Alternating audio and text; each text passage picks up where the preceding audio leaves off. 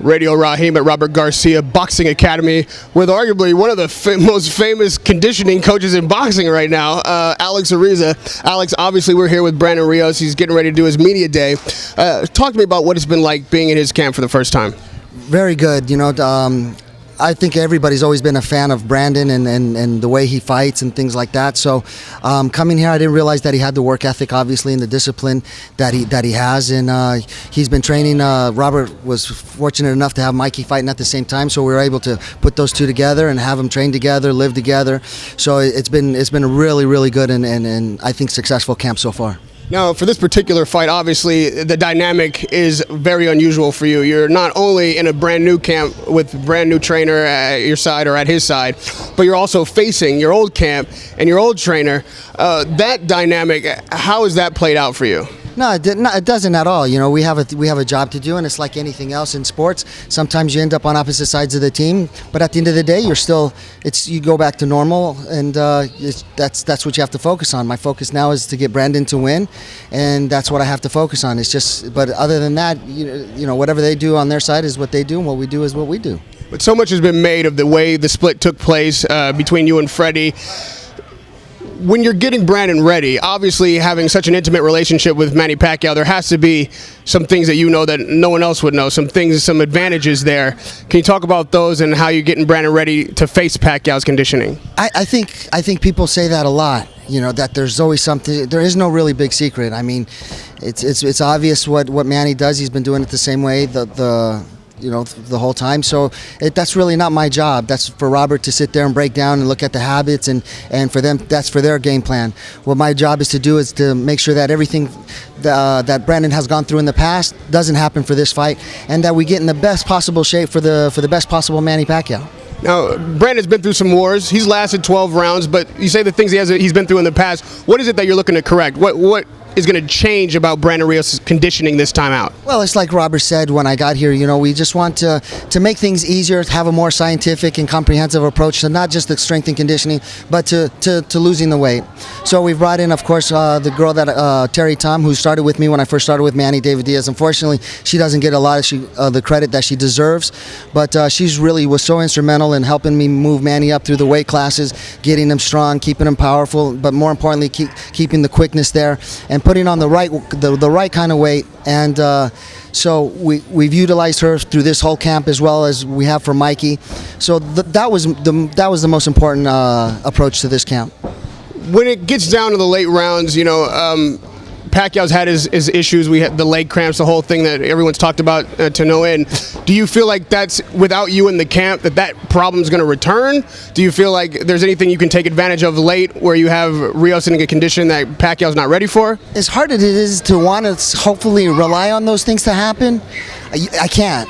You just don't know. You can't rely on something too bad to happen to him, or hopefully, he'll have a cramp. Or I can't rely on something like that. The only thing I can do is apply every resource I have, the best things that I can offer Brandon, get him in tip-top shape and ready to war for 12 rounds. What's your relationship like with Freddie Roach? Like, obviously, you guys are adversaries on this fight. You guys are competitors, but personally, has there been any mended fences? Have you come to terms? There's no need. I mean, it was a business relationship that just unfortunately terminated acrimoniously, and we just have to move on and continue to do our work. Whatever he continues to say, if he wants to spend his time talking about me, by all means. I mean, as they say, all publicity is good publicity, maybe. But no, for me, it's moving on. I've come to a new place. It's a younger, more new kind of outside the box kind of style. Now Robert gets to focus here on just teaching, focusing on the kids. It's like it's the approach as a school, and teaching here. And I get to focus on the strength and conditioning, and Robert's really open to bringing in science and dietitians and the things that we've brought in to help these fighters become better athletes. I think it's just a new age of boxers that we're going to see coming out of the Garcia gym. Now, you might end up working with another former fighter that you had with Freddie Roach in Chavez Jr.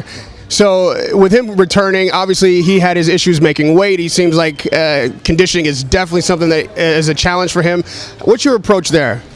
It's the same that we had when we first started together for the first few years. I think it sometimes things happen so fast with Julio. You know, he went from people not giving him any kind of a shot to becoming such a big star, and and fighting so frequently. I think things became overwhelming, and there was a little bit of a decline in things. But him and Robert have spoke extensively. He knows what Robert expects from him. He knows the kind of gym that this place is. It's business here, so Julio's been in contact, and we look forward to having him and getting him ready. You know, obviously he struggled to make 160. He's talked about fighting Cotto, so he seems to, in his mind, feel like he can fight there. Knowing what you know about his conditioning, where do you think he fits? Where should he be fighting? 160, 168? He says those things because, again, you know, taking him to Terry, we do everything by the numbers, by the book. You know, you look at the numbers on paper, his muscle to fat ratio. And the weight is there to lose. The problem is whether or not you want to dedicate yourself and discipline yourself to that kind of work to get to that weight class. So the 160-pound division is there for him if he chooses it. But if not, then we'll just have to go up and wait. And lastly, Alex, in your prior camp with Freddie Roach, obviously there was a lot of spotlight, a lot of media attention. Maybe you made your personality big, and that may be attributed to the divide there. Do you intend to assume your role here any differently? Are you going to be any quieter? Are you going to do your thing exactly the same way? Did you learn anything basically from that experience with Freddie Roach? No, well, my experience is that when we were doing things our way, that we were winning. When things wanted to go in a different directions, we started losing. And of course, I'm not going to sit there and watch our fighters continually lose. You know, when you go on a 2-year losing streak, at some point you have to look at it and say, what's going on? What's the basis of it? So, what do you think the basis of it was? I think we got away from the things that we used to do that made us successful, which is a strength and conditioning program, the way how we used to do handle our diets. And I think unfortunately as you get older and things like that, you just can't push out the same way that you used to in the past. And there's a lot of different reasons, but that's for me is that reason. Now this is a new start, new beginning, new team, younger team, more open-minded team, and there's not a big ego thing here. It's about business. All right, Alex. Good luck in your career and future. Radio Rahim with Alex Ariza.